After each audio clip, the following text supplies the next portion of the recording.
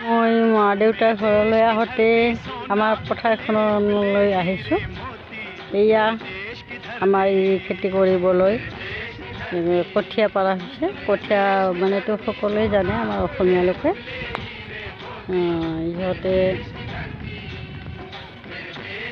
কঠীয়াবোৰত পানী ছটিয়াই আছে কি সুন্দৰকৈ, আৰু এই পক্ষী চক্ষী পৰিব বুলি, চৰাই চিৰিকটি পৰিব বুলি এইবিলাক মানে আঁৰি দিয়া হৈছে, যেনেকৈ ধানবিলাক খাই নেপেলায়। হেল্ল' ফ্ৰেণ্ড, ভিডিঅ'টো ভাল লাগিলে। আমাৰ খেতি পথাৰখন কিমান ধুনীয়া, এফালে গছ, গৰু, ধান খেতি, বেহৰ খেতি, সৰিয়হ খেতি, মানে গাঁৱলীয়া ভাষাত বেহৰ বুলি কয়তো, সেইকাৰণে আৰু মানে লিখিত ভাষাত সৰিয়হ বুলি কয়।